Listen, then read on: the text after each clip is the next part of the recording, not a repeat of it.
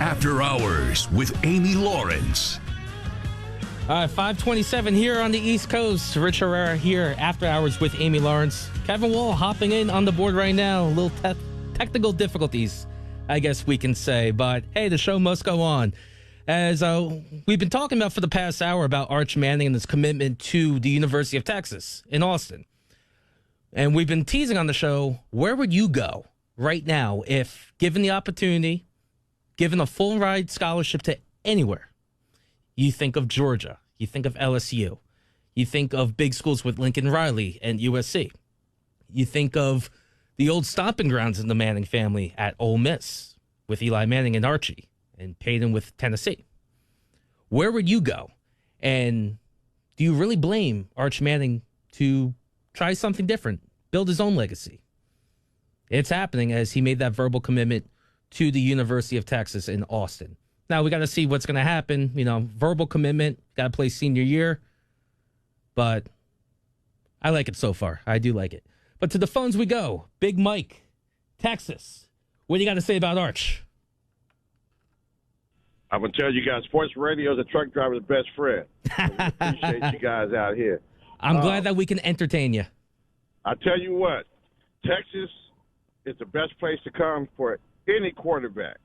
And I'll tell you why. They opened Pandora's box when they started to pay these players. And so the boosters at Texas are paying the O-line $50,000 each a year to play at Texas. So you got the best O-line prospects in the nation. We're going to take them up on that $50,000 a year. So it trickles down. If I'm a running back, I want to run behind the best O-line in college football. I'm going to Texas. If I'm a quarterback, I want the best O-line protecting me while I'm playing ball. And so it trickles down to every position, offense and on the defensive side of the ball. I want to go to the best offense in the nation to play defense.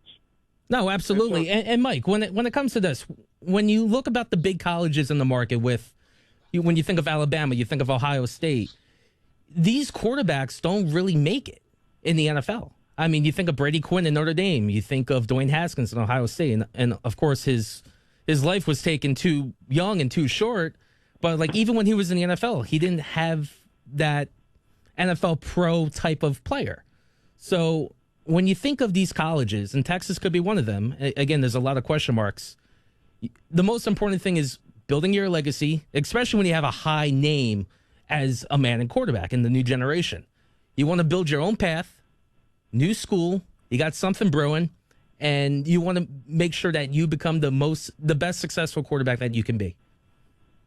Well, Texas will give him that opportunity like it does every college player. You have the platform. I agree with that. I agree with that 1,000%. And Mike, thanks for the call. I appreciate it. Hey, if I can make one quick point. Yeah, sure. Go ahead. Oklahoma develops players. And now Texas, I bleed orange. But you got to give Oklahoma credit. They developed players.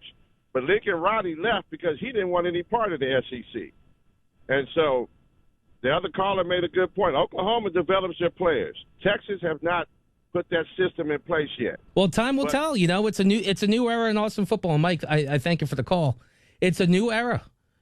And you know what? When it comes to Austin, like I said earlier in the show, it's the hot blonde of cities in the U.S. right now.